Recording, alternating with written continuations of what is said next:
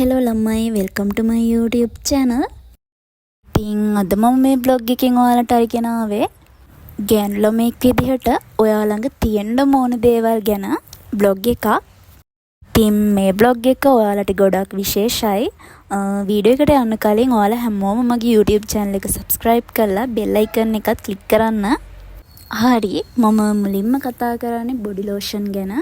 ගෑනු ළමෙක් වුණාම අනිවාර්යෙන් බොඩි ලෝෂන් එකක් පාවිච්චි කරන්න ඕනේ.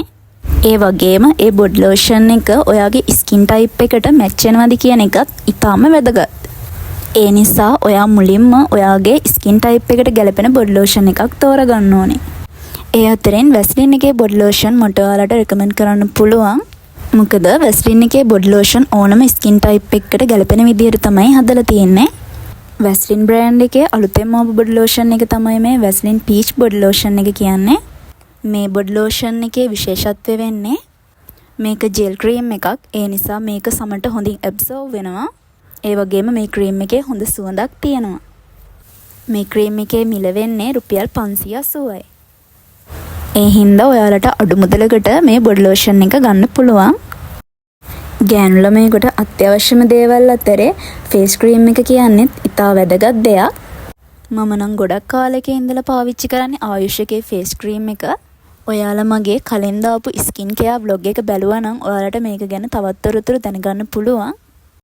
ගෑනු ළමයෙකුට ඕනෙම දේවල් අතරේ ෆේස් වොෂ් එක කියන්නේ ඉතාම වැදගත් දෙයක්. ඔයාලා ෆේස් වොෂ් එකක් තෝරගනිද්දී ඔයාගේ ස්කින් එකට ගැලපෙනවද කියලා හොඳින් හොයලා බලන්න ඕනේ. එහෙම නැති වුණොත් ඔයාගේ ස්කින් එකේ පිම්පල්ස් වගේ දේවල් ඇති වෙන්න පුළුවන්. ඊළඟට අපි කතා කරමු hair oil එක ගැන. ගෑනු ළමෙක් වුණාම තමන්ගේ කොණ්ඩෙට ගැලපෙන hair oil එකක් පාවිච්චි කරන්න ඕනේ. මගේ කොණ්ඩේ මම rebonding කරලා තියෙන නිසා මම පාවිච්චි කරන්නේ Dreamron එකේ silicone oil එක. normal hair එකක් තියෙන කෙනෙක්ට වුණත් මේ silicone oil පාවිච්චි කරන්න පුළුවන්. ඒකෙන් ඔයාට ඔයාගේ කොණ්ඩේ ලස්සනට පිළිවෙලට ස්ටයිල් කරන්න පුළුවන්. ඊළඟට තවත් ඉතා වැදගත් දෙයක් තමයි ඩියෝඩ්‍රන්ට් එක.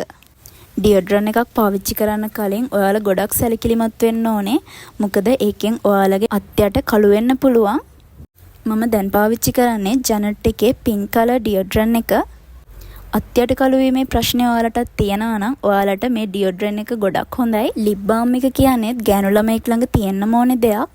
ඔයාලගේ තොල් කළු වීමේ ප්‍රශ්නවලට ඒ වගේම අධික සීතලට අධික රස්නෙට ඔයාලගේ තොල් පැලෙන්න පුළුවන්. ඒ වගේම දැන් ගෑනු ළමයි ගොඩක් ලිප්ස්ටික් වර්ග පාවිච්චි කරනවා. ඒවටත් ඔයාලගේ තොල් කළු වෙන්න බලනවා. මේ හැම දෙයකටම හොඳම දෙයක් තමයි ලිප් බාම් කියන්නේ. ඒ වගේම ගෑනු ළමෙක්ට තවත් වැදගත් දෙයක් තමයි පර්ෆියුම් කියන්නේ. ඕනෙම ගෑනු ළමෙක් කැමති සුවඳට පිරිසිදුවට ඉන්න පිරිසිදුවට පිළිවෙලට ඉන්න ගෑනු ළමෙක් ළඟ අනිවාර්යයෙන්ම පර්ෆියුම් එකක් තියෙන්නම ඕනේ. මම දැන් පාවිච්චි කරන්නේ ගෝයා එකේ රෝස් පර්ෆියුම් එක. මේක නම් මාරම සුවඳයි. ලිප්ස්ටික් කියන්නේ නම් දැන් හැම ගෑනු ළමෙක්ම වගේ පාවිච්චි කරන දෙයක්. ලිප්ස්ටික් එකක් තෝරගනිද්දිත් ඔයාලා ගොඩක් දේවල් ගැන සැලකිලිමත් වෙන්න ඕනේ. පළවෙනි දේ තමයි ලිප්ස්ටික් එකේ බ්‍රෑන්ඩ් එක. සමහර ලිප්ස්ටික් වර්ග තියෙනවා ගාපුවාම තොල් කළු වෙනවා. මම නම් ලිප්ස්ටික් ගන්න පටන් ගත්ත කාලේ ඉඳලම පාවිච්චි කරන්නේ මිස් රෝස් එකේ ඒවා. ඒ හින්දා මට ඔයාලට මේක රෙකමන්ඩ් කරන්න පුළුවන්. ලිප්ස්ටික් ගැන කතා කරද්දී ලිප්ස්ටික් එකේ කලර් එක ගොඩක් වැදගත්. අපි අඳින ඇඳුමට මැච් වෙන විදිහට ලිප්ස්ටික් එකක් පාවිච්චි කරන්න ඕනේ. මේ තියෙන්නේ මිස් රෝස් එකේ රෙඩ් කලර් ලිප්ස්ටික් එක.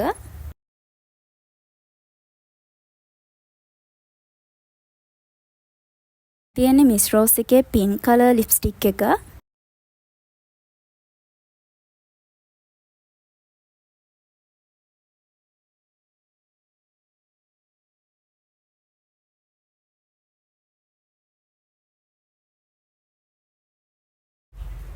මේ ලිප්ස්ටික් එකේ මෙහා පැත්තේ ලිප් ලයින් එකකුත් තියෙනවා. මම ඔයාලට පොඩි ට්‍රික් එකක් කියලා දෙන්නම්. ඔයාලා ලිප් ලයින් එකක් පාවිච්චි කරද්දී ඔයාගේ ලිප්ස්ටික් එකේ කලර් එකට වඩා ඩාර්ක් කලර් එකකින් තෝරගන්න. එකෙන් ඔයාලට ලස්සන පෙනුමක් ගන්න පුළුවන්. මේ තියෙන්නේ මිස් රෝස් එකේ ලික්විඩ් ලිප්ස්ටික් එකක්. මේ ලික්විඩ් ලිප්ස්ටික් පාවිච්චි කරද්දී අපිට ගොඩක් වෙලාවක ලිප්ස්ටික් එක තියාගන්න පුළුවන්.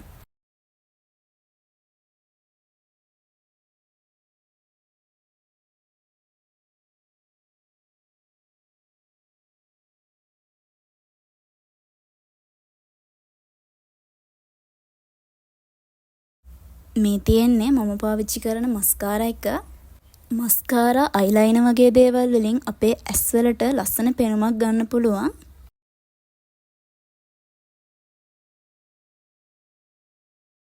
ගෑනු ළමෙක් වුණාම තමන්ගේ hair එකට ගැළපෙනම shampoo conditioner තෝරා ගැනීමත් ඉතාම වැදගත්.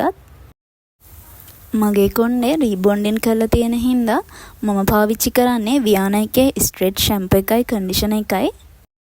hair එක රීබොන්ඩින් කරලා තියෙන කෙනෙක්ට මට මේ shampoo එකයි conditioner එකයි recommend කරන්න පුළුවන්. හරි, මම දැන් ඔයාලට කියලා දෙන්නම් නිවැරදිව face scrub එකක් කරගන්නේ කොහොමද කියලා. තියෙන්නේ ස්ක්‍රබ් කරන්න කලින් මගේ මූණ අපි බලමු ස්ක්‍රබ් එක කරලා ඉවර වුණාම මොන වගේ ප්‍රතිඵලයක් ගන්න පුළුවන්ද කියලා. මම දැන් පාවිච්චි කරන්නේ සැනෝදා එකේ ෆේස් ස්ක්‍රබ් එක. ඔයාලට මේ වෙනුවට ඔයාලට ගැළපෙන ස්ක්‍රබ් එකක් පාවිච්චි කරන්න පුළුවන්. හොඳ ස්ක්‍රබ් එකක් ගෙදරදිම වුණත් ඔයාලට හදාගන්න පුළුවන්. ඒ ගැන බ්ලොග් එකක් මම ඉස්සරහට අරගෙන එන්නම්.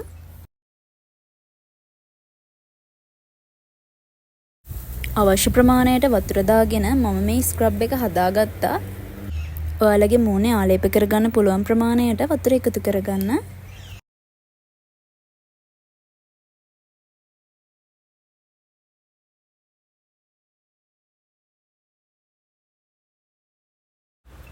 ස්ක්‍රබ් එකක් අපි සතියකට දෙපාරක් වගේ පාවිච්චි කරන්න ඕනේ. ස්ක්‍රබ් එකකින් අපේ මැරුණු සම ඉවත් වෙනවා.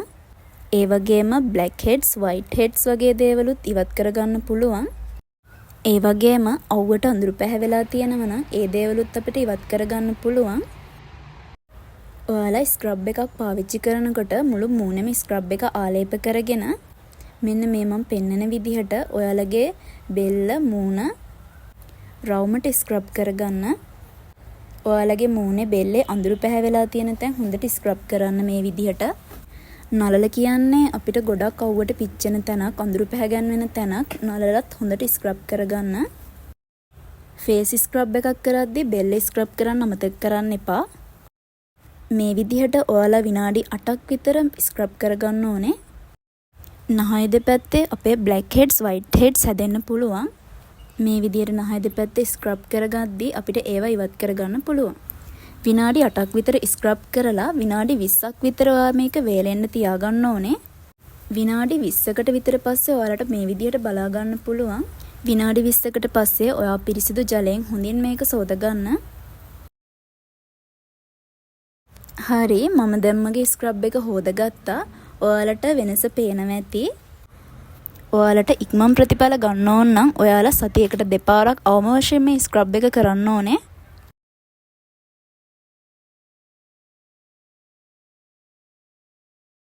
ඉතින් අද බ්ලොග් එක මෙතනින් ඉවරයි.